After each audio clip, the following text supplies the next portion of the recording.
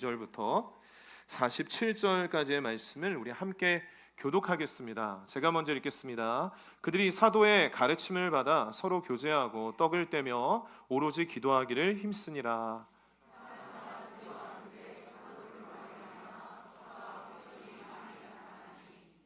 믿는 사람이 다 함께 있어 모든 물건을 서로 통용하고 또 재산과 소유를 팔아 각 사람의 필요를 따라 나눠주며 날마다 마음을 같이하여 성전에 모이기를 힘쓰고 집에서 떡을 떼며 기쁨과 순전한 마음으로 음식을 먹고 하나님을 찬미하며 또 온 백성에게 칭송을 받으니 주께서 구원받는 사람을 날마다 더하게 하시니라. 아멘. 오늘 이 말씀으로 신앙생활의 원조라는 제목으로 하나님의 말씀을 함께 나누겠습니다. 우리나라는 각 지방마다 유명한 음식들이 있습니다. 공식과 같이 아마 생각이 바로바로 나실 텐데요. 춘천하면 무슨 음식이 생각이 나십니까? 닭갈비. 잘 알고 계시네요. 전주 비빔밥, 이천 안동 찜닭, 제주 각자가 원하시는 음식이 있을 수가 있을 것 같습니다. 어떻게 이렇게 잘 아시는지요? 네.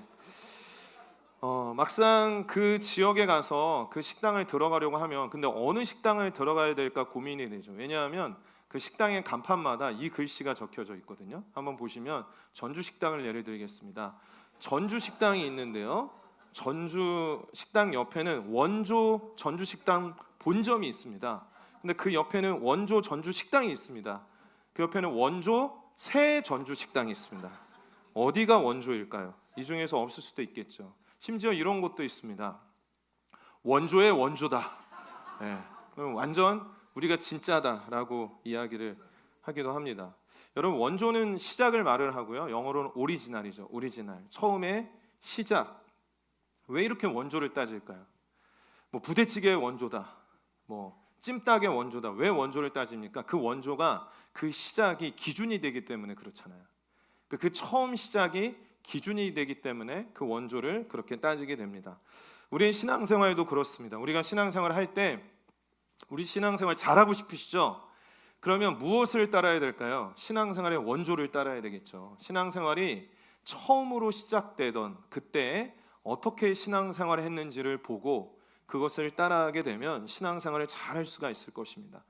여러분 궁금하지 않습니까? 2000년 전에 우리가 사도행전 말씀을 보잖아요. 예수님 승천하셨어요. 그리고 나서 어떻게 됐어요? 120명이 마가의 다락방에 모여서 성령을 구하며 기도했을 때 성령의 세례가 임하게 되고 성령 충만하게 되고 성령이 임하게 되면 어떻게 됩니까? 오직 성령이 너희에게 임하시면 너희가 권능을 받고 예루살렘과 온 유대와 사마리아와 땅끝까지 이르러 내 증인이 되잖아요. 그러니까 성령의 능력이 임하고 그 능력이 임하게 되었을 때 증인이 되어서 복음을 증거하기 시작을 하는데 대표적으로 이 베드로가 이전에는 성령 받기 전에는요 굉장히 두려움이 많았습니다. 예수님을 3번이나 부인했잖아요. 그런데 그 베드로가 성령의 능력을 힘있게 되자 담대하게 복음을 외치게 되고 그 오순절날 성령 세례를 받고 성령 충만해서 복음을 전하게 되었는데 한 자리에서 3,000명이 저 예수님 믿겠습니다. 저 회개합니다. 라고 돌아오게 되는 놀라운 일이 일어나게 됩니다. 그렇게 되고 이제 예수님을 믿게 된 것에서 끝난 것이 아니라 예수님을 믿는 생활, 신앙생활이죠. 신앙생활을 이제 시작하게 되었는데 오늘 본문 말씀 42절 말씀이 그 신앙생활의 원조를 보여줍니다. 같이 한번 읽겠습니다. 시작. 그들이 사도의 가르침을 받아 서로 교제하고 떡을 떼며 오로지 기도하기를 힘쓰니라. 그렇습니다. 이 3가지입니다. 신앙생활의 시작, 처음 예수님을 믿고 신앙생활을 시작한 분들은 뭐를 했다고요? 사도의 가르침을 받았고 서로 교제하고 떡을 떼고 오로지 기도하기에 힘썼다는 거예요. 이 3가지를 오늘 보기를 원합니다. 이게 오리지널이니까요. 원조니까요. 첫 번째는 사도의 가르침을 받는 신앙생활입니다. 사도의 가르침을 받는 신앙생활. 여기서 사도란 12사도를 가리킵니다. 가룟유다가 죽고 11명이 되었잖아요. 근데 왜 또 12사도가 되었느냐? 사도행전 1장 마지막에 보면 한 명의 사도를 또 세우게 됩니다. 마띠아라는 사람을 세워서 이제 12명을 다시 채웠습니다. 마띠아를 제외하고는 3년 동안 예수님과 함께 다니면서 예수님께서 가르쳐 주신 것들을 직접 들었고 또 예수님이 행하시는 일들을 다 보았고 또 예수님이 십자가에 달리시고 부활하시고 승천하시고 재림 다시 오실 것에 대해서 약속하신 것을 가르쳐 주었습니다. 즉 무엇을 가르쳐 주었는가? 사도들이 무엇을 가르쳐 주었는가? 한마디로 예수님의 누구신지를 가르쳐 준 거예요. 그리고 사도의 가르침에서 사도는 복수예요. 그리고 가르침은 단수예요. 사도들 여러 사람들이 가르쳤지만 가르침은 딱 한 가지였다라는 거예요. 그 한 가지가 무엇인가? 바로 예수 그리스도예요. 예수 그리스도를 가르쳐 주었어요.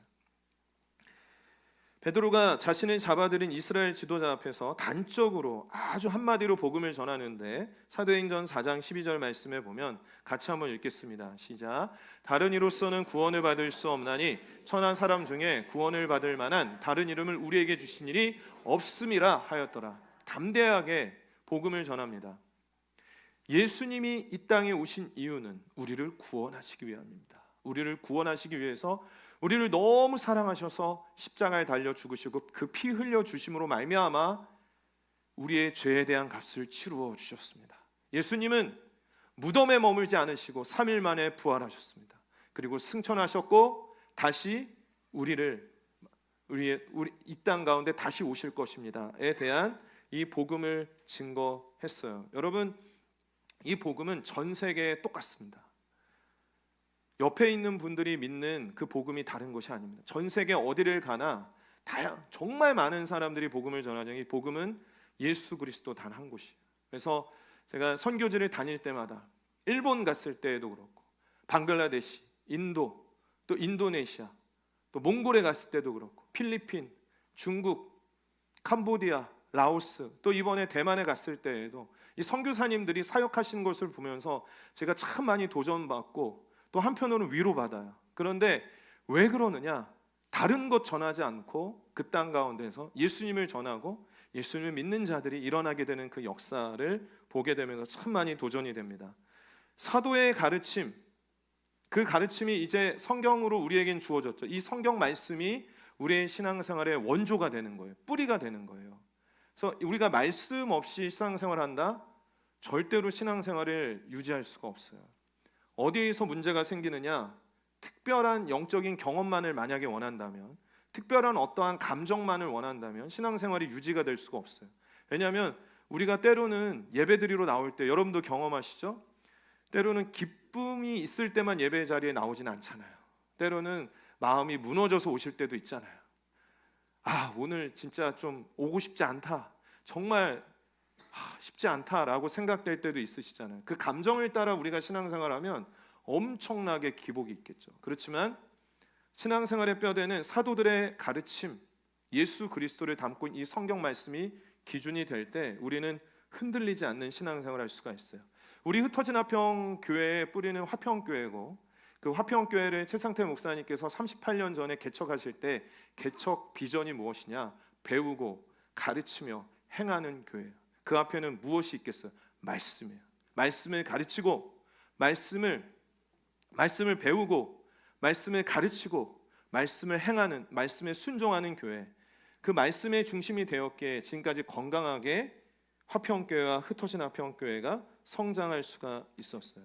한국교회가 세계 역사에 정말 유례없는 그러한 폭발적인 성장을 한 데에는 특별한 어떠한 배경이 있습니다. 어떠한 배경이 있는가 하면은요, 제가 좀 오늘은 한국교회의 초대교회 이야기들, 실례를 들어서 좀 몇 가지로 말씀드릴게요.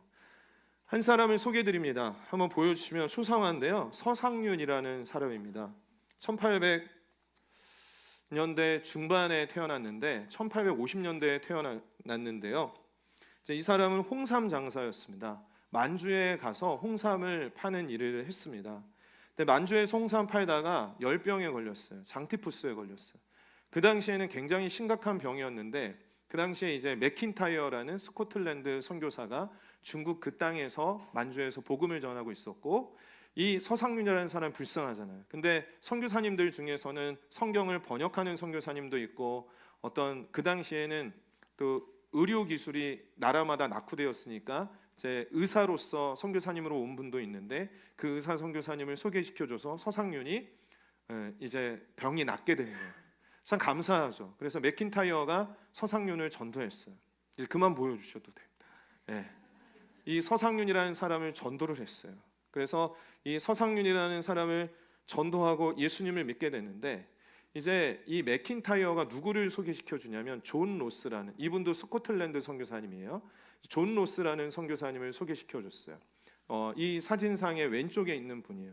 이 존 로스 선교사님은 이제 심양이라는 지역에서 사역을 하고 계셨는데, 이제 그 이응찬이라는 한국어 교사도 있었어요. 이게 만주의 한국 사람들, 조선의 상인들이 자주 오는 것을 보고 한국에 관심을 가지게 되고 한국어를 이제 본인이 많이 배우고 있었거든요. 그러한 중에 이제 맥킨타이어 선교사님을 통해서 서상윤을 소개받게 되고, 이 서상윤이 예수님을 믿게 됐잖아요. 그래서 성경 번역에 참여를 하게 됩니다. 그래서 보시면 아까 다시 한번 보여주시면 오른쪽에 보이는 예수 선교 전서, 이렇게 해가지고 그 직접 이 심양에 있는 그 맥킨타이어, 아니 그 존 로스 선교사님이 사역한 교회에 몇 년 전에 제가 간 적이 있는데, 이 책이 이렇게 진열되어 있는 것을 보았습니다. 그래서 몇 년에 지어진 책이냐면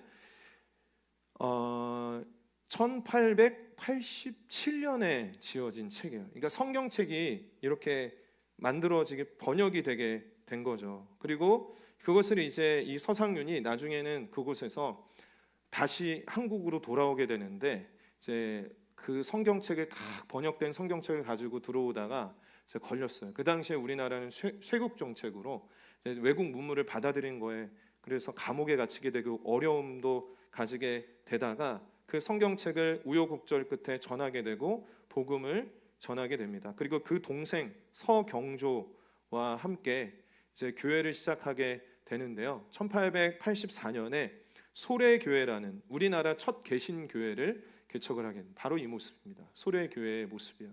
옛날에는 교회를 지어놓고 모인 것이 아니라, 상가에서 임대받은 것이 아니라 자신의 집을 내놓은 거죠. 그래서 서상윤이 자신의 집을 내놓고 그렇게 예배를 드리게 되었고, 그 서상윤의 동생 서경조는 평양신학교를 졸업하고 목사가 되어서 이제 섬기게 되었습니다. 그러니까 이렇게 한국이 좀 독특해요. 무슨 말이냐면 선교사가 본격적으로 들어오기 전에 번역된 성경책이 먼저 들어왔어요.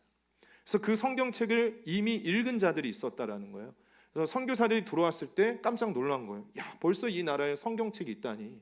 그래서 복음을 미리 들은 자들이 있었다라는 거죠. 성경책이 참 너무 중요한 일이에요. 그래서 이 성경책이 먼저 들어왔기 때문에 복음의 전파가 더 견고하고 이 한국 땅에 확실하게 될 수가 있었습니다.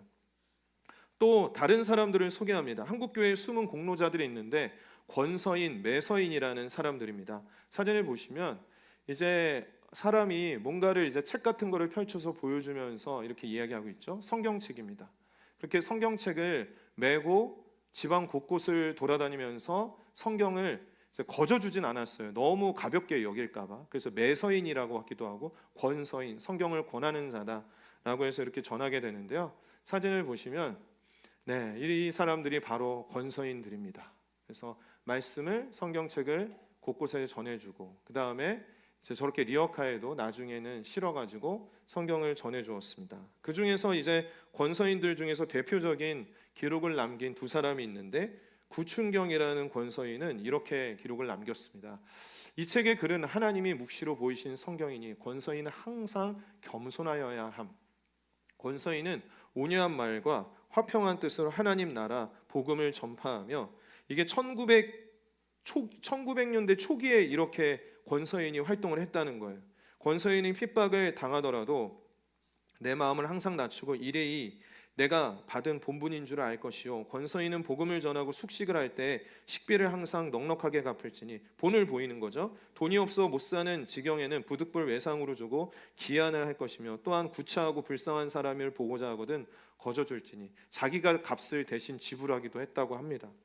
그리고 권서인은 성서 공예에 작정한 법대로 받고 가감하지 말지니, 권서인은 이 책을 사모으로 자기 무거운 짐, 수고하고 무거운 짐 예수께서 벗기시고 영생하는 즐거움을 주시는 줄을 알게 하실 것이요, 권서인은 음악을 공부하고 찬미하라. 주의를 끌기 위해서 찬양하고, 이렇게 해서 사람들을 좀 끌어모아서 제가 소개할 책이 있습니다, 성경책을 꺼내서 권하기도 했고, 권서인은 불갑을, 거래 회계를 소상분명하게 할 것이니, 몇 권을 팔았는지, 얼마나 수입이 되었는지, 이러한 것들을 분명하게 했다는 것입니다. 권서인 중에서 김영달이라는 사람은 이런 기록을 남겼습니다. 성경이라 함은 거룩한 글이라 하며 복음이라 함은 복스러운 소식이라 하며 전도서라 함은 도리를 해석한 책이라. 권서인은 하나님의 명령서를 전하는 직분인데 판다함은 종이값을 받는 것이 아니요 장사함은 아니라. 그러면서 이런 얘기를 해요. 권서인은 학식이 있어야 한다. 그런 거로 무식하고 성경 도리를 연달하지 못한 자가 어찌 감당하리요. 책만 파는 게 아니라 복음을 전하는 일을 했기 때문에 그렇습니다. 그리고 믿는 마음이 견고함이 천국이 저희 것이라 하신 말씀을 굳게 믿을 것이요 항상 기도하라. 지혜롭게 전하라. 사람의 성정을 빨리 살펴 그 정형을 따라 전도하라. 다 성격이 다르잖아요. 만나는 사람마다 다 다르니까 거기서 눈높이에 맞추고 좀 성격이나 성향에도 맞춰서 복음을 전하라. 복음을 전할 때 항상 화평한 모습을 보여라. 열심을 가지고 부지런히 일하여 전국 동포에 죽어가는 영혼을 깨우고 악한 시대의 인심을 변하여 천국을 만들고 하나님께 영광 돌리기를 원하옵나이다. 여러분 정말 대단하지 않습니까? 그들이 드러난 사람들은 많지 않아요. 그러나 한국 초기에 기독교가 예수님을 믿게 되는 자, 이 성경 중심으로 복음이 전하게 되고, 야 이거 진짜 말씀 너무 귀하다. 이 말씀 안에 예수님을 믿고 수고하고 무거운 짐을 내려놓는 자들이 있을 텐데 성경책을 몇 권이든 짊어지고 아침에 길을 떠나서 곳곳을 다니면서 전하고 복음을 전했던 그런 권서인들. 한편으로는 이 권서인들이 때로는 추운 겨울에 다시 돌아오지 못해서 얼어 죽은 자도 있다라고 얘기도 하고요. 험한 일을 당한 그런 사람도 있었다. 이러한 이야기가 전해지기도 합니다.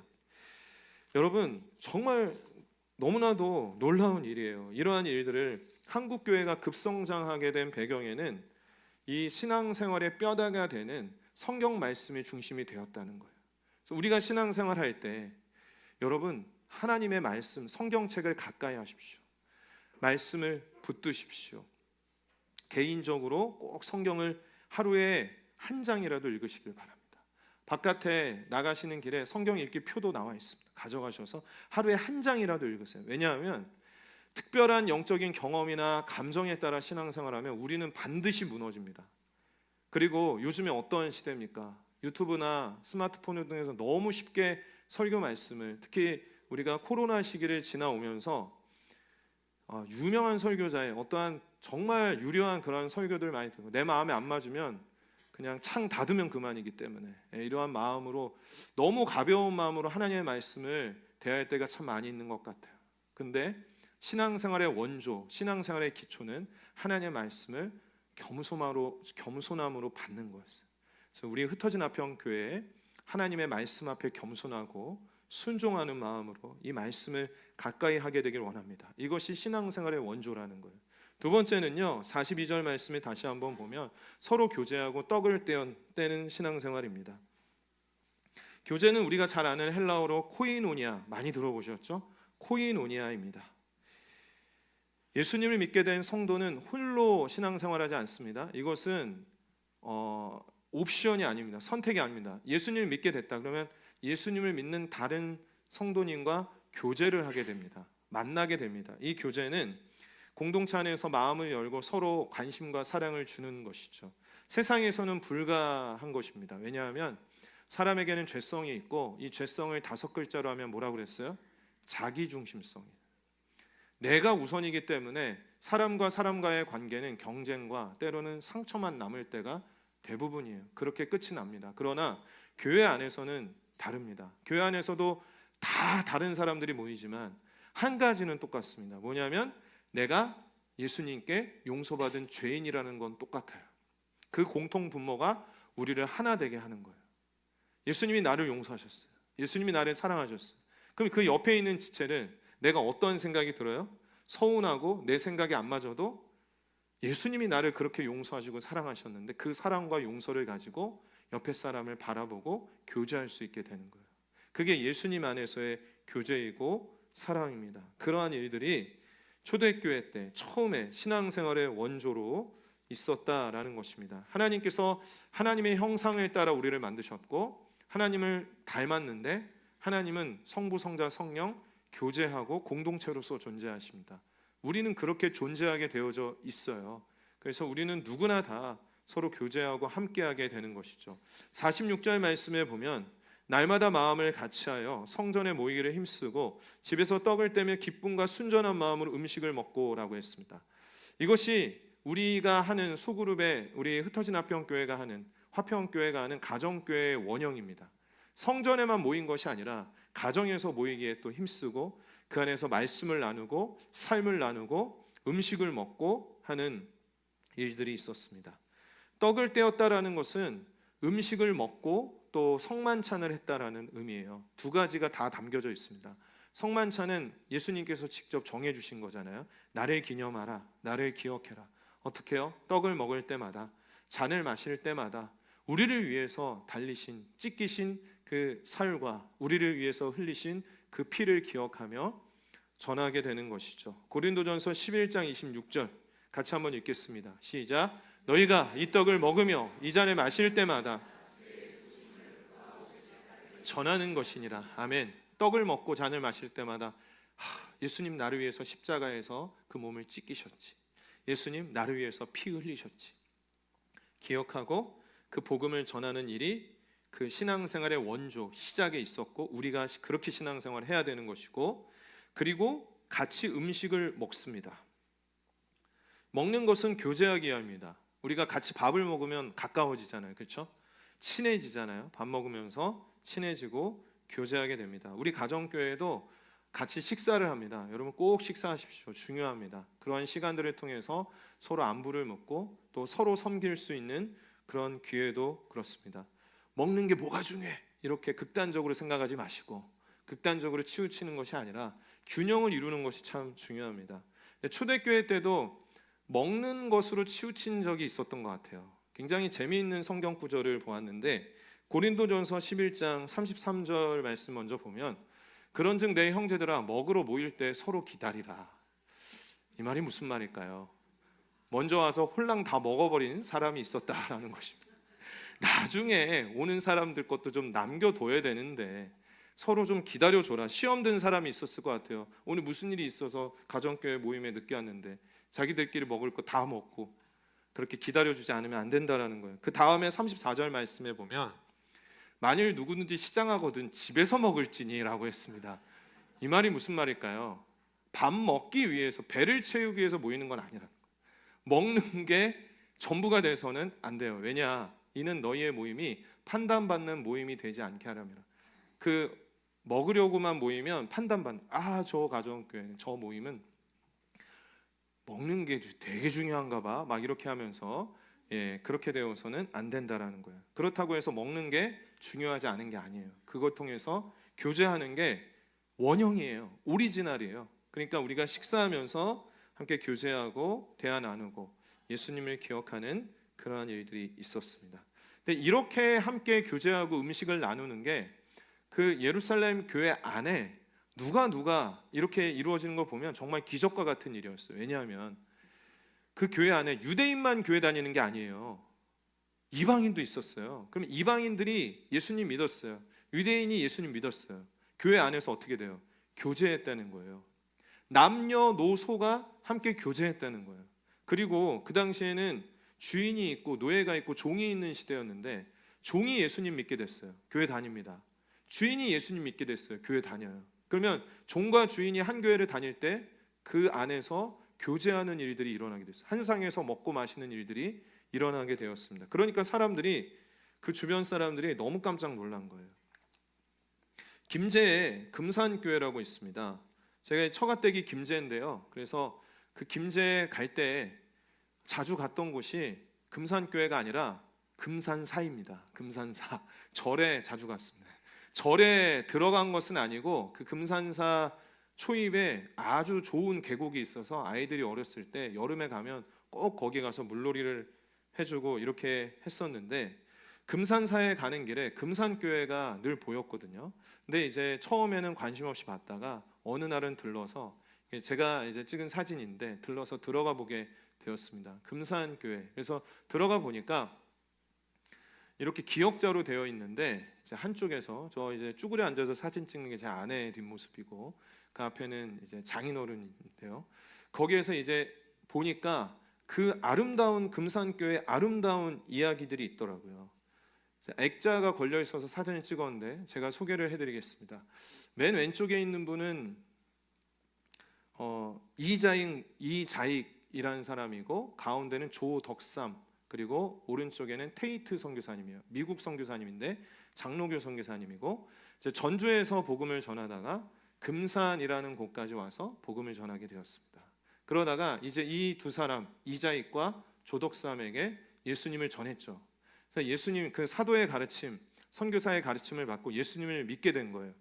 근데 이 이자익과 조덕삼은 어떠한 배경이 있는가 하면, 이제 조덕삼은 그 김제에서 둘째가라면 서려운 부자예요. 엄청난 부자고, 이제 이자익이라는 사람은 그 집의 머슴이에요. 근데 둘 다 예수님을 믿게 되고 교회를 다니게 되었고, 조덕삼은 저 금산교회가 될 수 있도록 자신의 집을 내놨고 물질적으로 엄청나게 헌신을 했어요. 시간이 지나고 장로 투표를 했습니다. 누가 됐느냐? 이자익이 된 거예요. 그러니까 조덕삼 입장에서는 좀 서운할 수 있겠죠.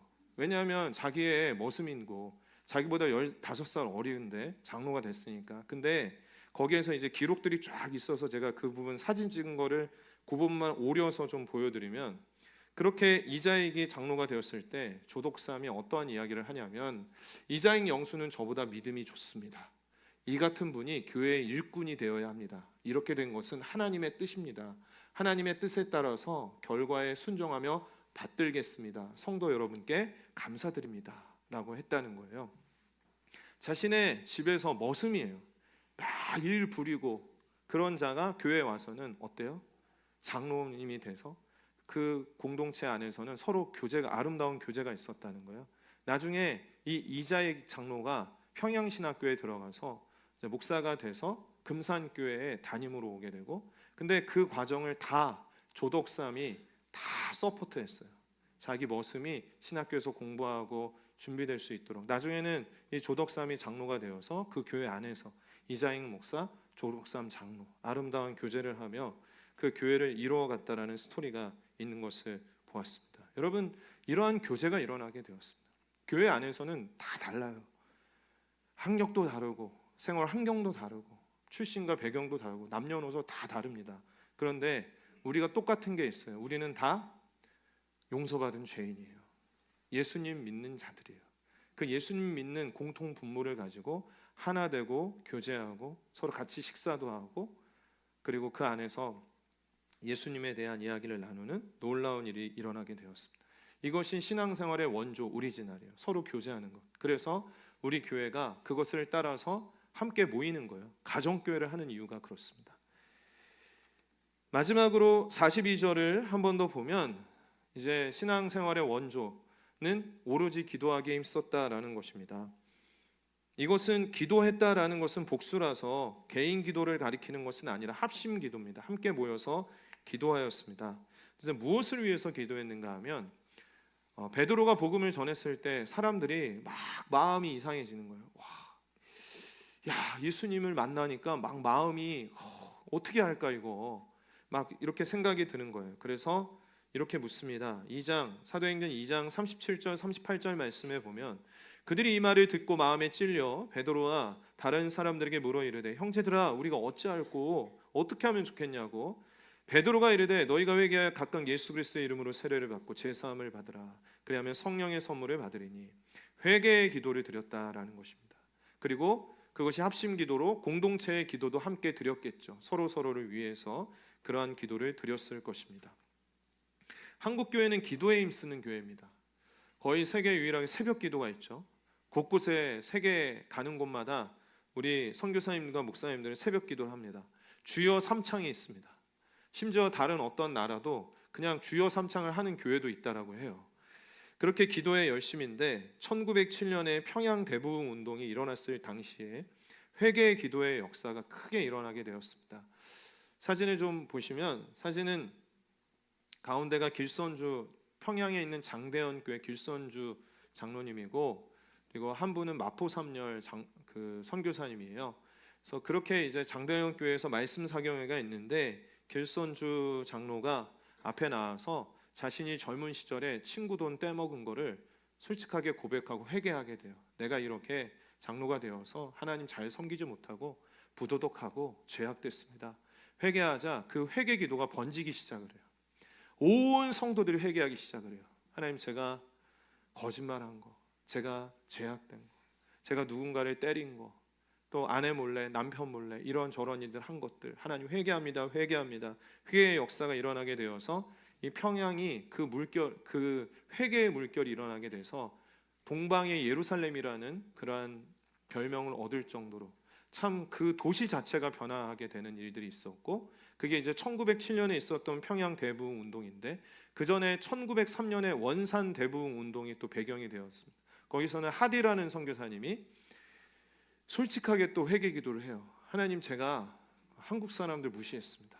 문명적으로 낫다고 제가 마음속에 무시하는 마음이 있었고, 제대로 기도하지 않았고, 저의 사명 감당하지 않은 그 회개를 통해서, 그 하디 선교사님의 회개를 통해서 또 회개의 기도가 번지게 되고, 몇 년 뒤에 평양 대부흥 운동이 일어나서 번지게 됩니다. 평양 장대현 교회에서 그 1907년에 부흥 운동이 있었을 때 이 수많은 사람들이 예수님 앞에 나오고 회개하고 엎드리고 기도하고 예수님을 믿게 되는 수많은 증인들이 되게 된 것이죠. 이것이 한국교회 초대교회도 있었던 일이고요. 그것이 나의 삶에만 변화되는 게 아니라 좀 더 나아가서 오늘이 3.1절인데 3.1 운동에 참여했던 자들 많은 이들이 그리스도인이었잖아요. 자신만을 위한 게 아니에요. 나라와 조국을 위해서 하나님, 이 나라가 하나님이 다스리는 나라가 되게 하여 주시고 이제는 일제의 탄압에서 벗어나 하나님만 섬기는 나라가 되게 하옵소서라는 마음을 가지고 3.1 운동에도 동참하게 되는 그러한 일들이 다 회개의 역사, 오로지 기도에 힘쓴 이 한국교회의 시작의 모습이었어요. 오늘 말씀을 통해서 우리가 보게 되는 것은 신앙생활의 오리지널, 신앙생활의 원조, 시작이에요.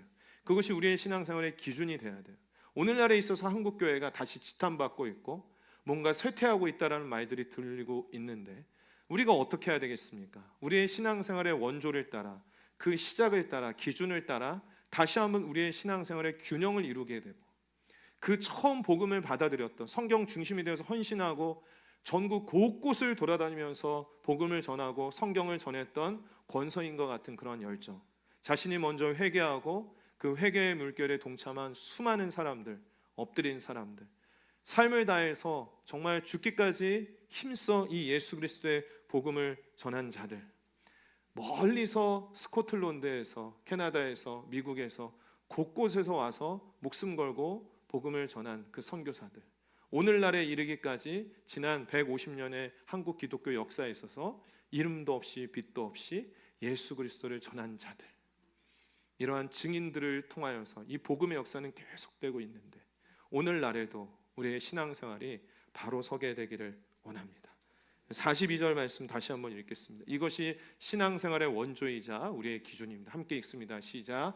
그들이 사도의 가르침을 받아 서로 교제하고 떡을 떼며 오로지 기도하기를 힘쓰니. 이렇게 신앙생활하는 우리 흩어진 화평 공동체, 우리 교회 모든 성도님들 되시기를 바랍니다. 기도하겠습니다. 함께 기도할 때, 하나님, 저의 신앙생활의 기준을 다시 한번 세우기를 원합니다. 신앙